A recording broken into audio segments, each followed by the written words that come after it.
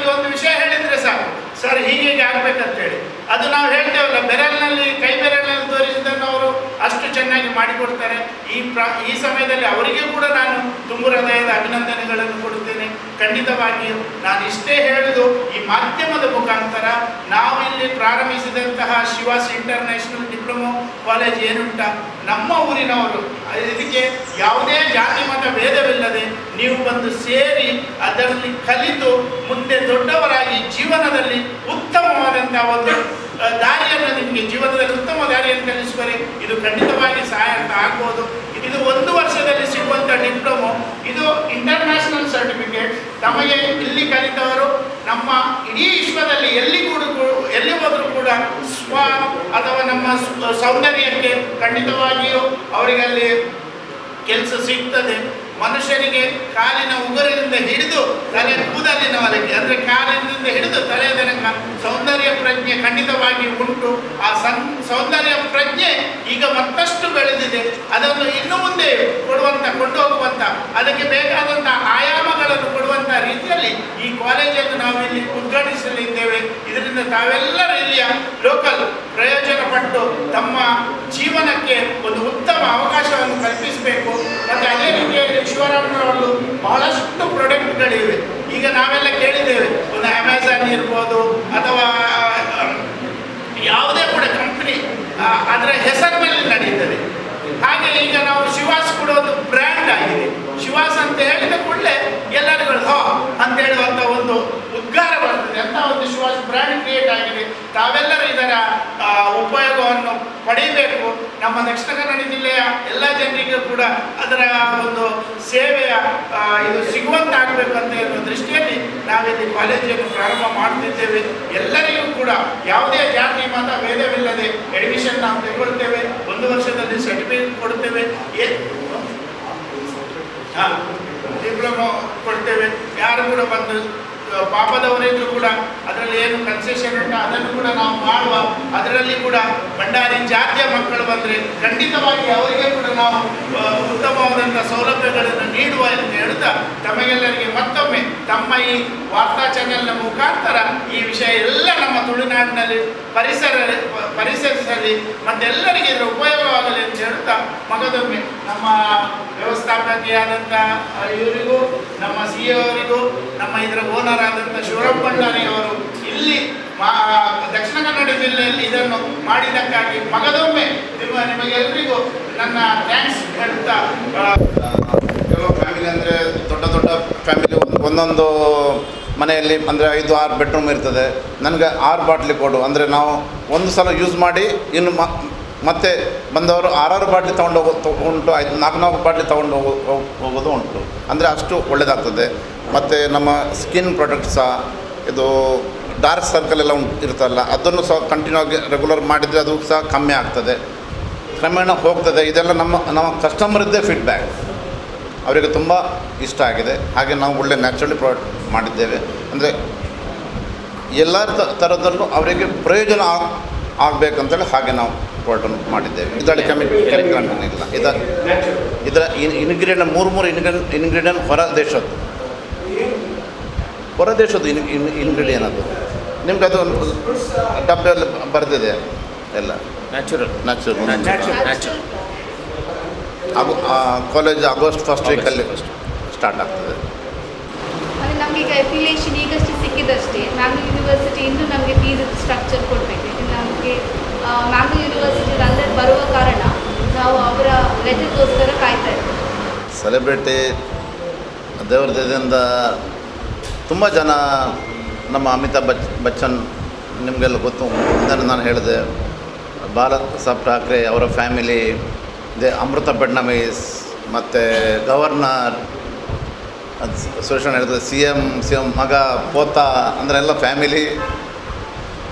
ನಾನು ಬೊಂಬೆಗೆ ಹೋಗಿ 1988 ಕೆಲಸ ಸ್ಟಾರ್ಟ್ ಮಾಡಿದಾಗ ಮಕ್ಕಳು ಬರ್ತಾಯಿದ್ರಲ್ಲ, ಅವರಿಗೆ ಸೀಟ್ ಇಟ್ಟು ಕಟಿಂಗ್ ಮಾಡಿದ್ರು. ಈಗ ಕೆಲವರು IPS ಆಫೀಸರು, IRS, ಬಿಲ್ಡರ್ಗಳು, ಹಾಗೆ ನಮ್ಮದು ಇದಕ್ಕೆ 35 ವರ್ಷ ಆಯ್ತಲ್ಲ, ಎಲ್ಲರೂ ಪರಿಚಯ.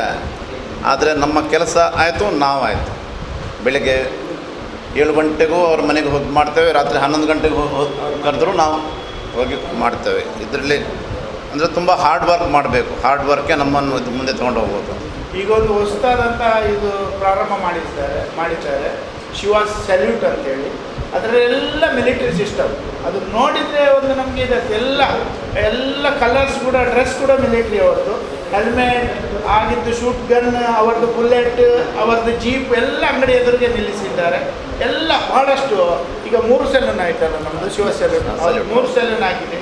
ಭಾಳ ಒಳ್ಳೆ ರೆಸ್ಪಾನ್ಸ್ ಕೂಡ ಉಂಟು. ನೀವು ಅಲ್ಲಿ ಹೋಗುವಾಗ ಎಲ್ಲ ಸೇವೆದೆ ಎಲ್ಲ ನೋಡಲಿಕ್ಕೆ ಸಿಗೋದು. ಆ್ಯಕ್ಚುಲಿ ಯೂಸ್ ಆದಂಥ ಬುಲೆಟ್ ಏನುಂಟು, ಅದು ಗನ್, ಆ್ಯಕ್ಚುಲಿ ಅವರದ್ದು ಹೆಲ್ಮೆಟ್ ಅದೆಲ್ಲ ಇಟ್ಟು, ಆ್ಯಕ್ಚುಲಿ ಅವರು ನಡೆಸಿದಂಥ ಬುಲೆಟ್ ಅದನ್ನೆಲ್ಲ ಎಲ್ಲಿಂದ ತರಿಸ್ಕೊಂಡು ಎಲ್ಲ ಇಟ್ಕೊಂಡು ಒಂದು ಶೋಕೇಸ್ನಾಗಿ ಭಾಳ ಒಳ್ಳೆಯದಾಗಿ ನಡೀತಾ ಉಂಟು ಶಿವಾಸ್ ಸೆಲ್ಯೂಟ್ ಅಂತೇಳಿ. ಇಲ್ಲಿ ಕ್ಲಾಸ್ ನಡೆಯುವಾಗಲೇ ಅವರನ್ನು ಸಹ ಬಾಂಬೆಗೆ ಕರ್ಕೊಂಡು ಹೋಗಿ ನಾವು ಅವರಿಗೆ ನಮ್ಮದು ಯೂನಿಸೆಕ್ಸ್ ಸಲೂನ್, ಶಿವ ಸಿಂಗ್ಚರ್ ಸಲೂನ್ ಮತ್ತು ಶಿವ ಸಲೂನ್ ಬಗ್ಗೆ ಅವರಿಗೆ ನೋಡುವಾಗಲೂ ಒಂದು ಗೌರವ ಬರ್ತದೆ. ಈ ಫೀಲ್ಡಲ್ಲಿ ಇಷ್ಟು ಸಹ ಹೀಗೆ ಸಹ ಇಷ್ಟೆಲ್ಲ ಉಂಟು ಅಂಥೇಳಿ ಅವರಿಗೆ ಸಹ ಒಂದು ಪ್ರೋತ್ಸಾಹ ಬರ್ತದೆ. ಇನ್ನು ಇದನ್ನು ನಾವು ಅಪ್ಪಿಕೊಂಡು ಈ ಕೆಲಸವನ್ನು ಅಪ್ಪಿಕೊಂಡು ಹೋಗಬೇಕಂತೇಳಿ ಒಂದು ಭಾವನೆ ಬರ್ತದೆ. ಹಾಗೆ ಅವರು ಅಂದರೆ ಒಂದ್ಸಲ ಇಲ್ಲಿ ಕಲಿತೆ ಆದಮೇಲೆ ಅಥವಾ ಕಲಿಯುವ ಮಧ್ಯದಲ್ಲಿ ಮುಂಬೈಗೆ ಕರ್ಕೊಂಡು ಹೋಗಿ ಒಂದೊಂದು ಔಟ್ಲೆಟ್ ತೋರಿಸಿ ಯಾವ ರೀತಿಯಲ್ಲಿ ಸೆಲೂನ್ ಇದೆ ಅಂತೇಳಿ. ಇಲ್ಲಿ ಈಗ ಕಡಿಮೆ ಅಂದ್ರೂ ನಮ್ಮದು ಅಲ್ಲದೆ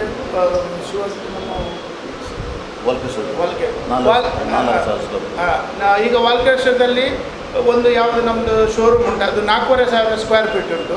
ಕಡಿಮೆ ಅಂದ್ರೆ ಒಂದು 16 ಕೋಟಿ ರೂಪಾಯಿ 16 ಕೋಟಿ ರೂಪಾಯಿ ಅಂದರೆ ಕೋಟಿಗಟ್ಟಲೆ ಇನ್ವೆಸ್ಟ್ಮೆಂಟ್ ಮಾಡಿ ಅಂಥ ಒಂದು ನೋಡಲಿಕ್ಕೆ ಕೂಡ ಅಷ್ಟು 4,500 ಸ್ಕ್ವೇರ್ ಫೀಟ್ನೊಂದು ಸೆಲೂನ್ ಅಂತ ಹೇಳಿದರೆ ಹೇಗಿರ್ಬೋದು ನೀವೇ ಎಣಿಸ್ಕೊಳ್ಳಿ.